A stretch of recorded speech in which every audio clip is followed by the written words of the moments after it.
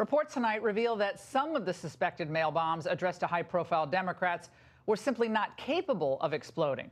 The others have yet to be analyzed, but it is thought that they will suffer from similar flaws. So what might any of this tell us about the motive and perhaps the skill of the perpetrator? Has this been hyped, or is the caution and the attention it's getting warranted? Joining us now to discuss is Danny Colson, the former Deputy Assistant Director of the FBI and was the lead agent investigating that horrific Oklahoma City bombing. And Ryan Morris is an explosives training expert, founder of Tripwire Operation Group. Ryan, given your expertise in this field, what can we take away from the fact that these devices appear, at least to what we know now, to be all duds? Well, Laura, I have 24 years as a police officer. I've been a bomb squad commander, a supervisory explosive specialist with the Department of Homeland Security. I've looked at thousands of x-rays. And today, when I saw the x-ray that was put out through the media, immediately, the people that work with me every day at Tripwire, we looked at it and said there is no way in any form or fashion, the x-ray that we looked at, that device would function. And then when we looked at the pictures that were put out there, the actual device itself, it looks very, as we term it, Mickey Mouse. The device, it was very crude. It's a PVC pipe. It's got a red and a black wire, very Hollywood, indicators like what would be in a Hollywood movie.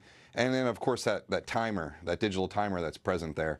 None of that would be, what a real bomber would want to do.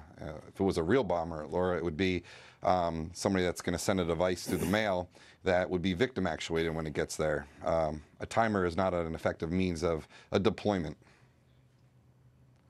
Danny, Chris Cuomo said something a little bit different about what he considered to be Governor Cuomo, about this device. Let's watch. It is wrong to say, in my opinion, that these are fake bombs. There is a question as to whether or not the bombs were designed to detonate or to intimidate. Do they have a sense? The question is the motivation. Danny. That's laughable. Laura, I commanded the Oklahoma bombing investigation, and I've been to bomb school, and I've been the victim of an IED. I know how these things work. And either this guy is the Alfred E. Newman of bomb makers, or he had no intention of these things going off. As your other guest said, this looks like a movie prop. And then you have to get to the point of what then is the purpose. And I tend to believe that the purpose is not to hurt anybody, because these things are not capable of injuring people, and that's verified by the technicians that have examined them. So then what is the story? I think it's theater. I think it's definitely theater, and I think it's messaging, and I think that is the distinction here. It's almost a joke, and it's not a joke because we take it seriously. But this thing is not a bomb. It doesn't have the components of a bomb. No bomber makes a bomb out of PVC pipe because it doesn't restrict the explosion and cause it to accelerate and hurt people. So it looks more like a movie prop, and the whole thing is designed for theater.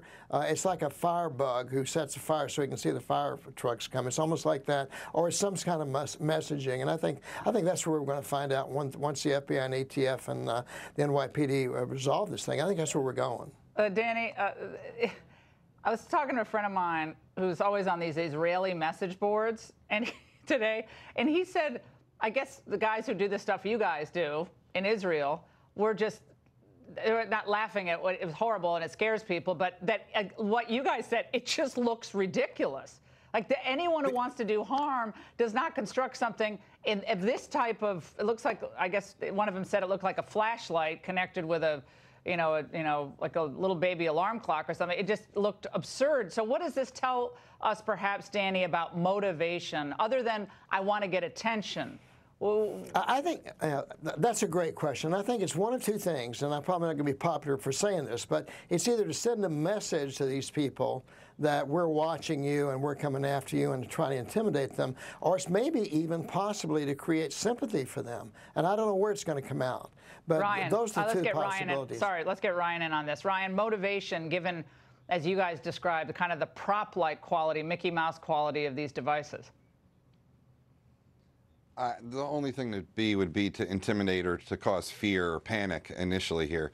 I can't, these aren't functional devices. They sent them all over the place, in my opinion as well. And I agree with your other guests. These devices are just meant to intimidate or cause fear. Well, but Chuck obviously Todd, not to cause we just have to serious play bodily- this one soundbite, guys. Chuck Todd on MSNBC said this today. It's real quick. I have this fear that it could be some Russian operation, too, designed to do what's happening now. I'm just saying it is dividing us. Danny, Russians. Well, the Russians make really good bombs, and most people I dealt with in my career, they all make good bombs, too. This was not a bomb. It's a fake. It's a prop, and the motive we'll find out. The FBI will find this guy.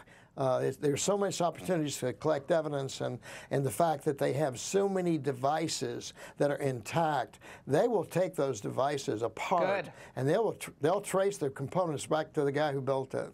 All right, guys, thank you so much. Fascinating stuff. And could this be the end of the line for lawyer to the porn stars Michael Avenatti? A blistering criminal referral against him was just handed to DOJ by Senator Chuck Grassley. Details next.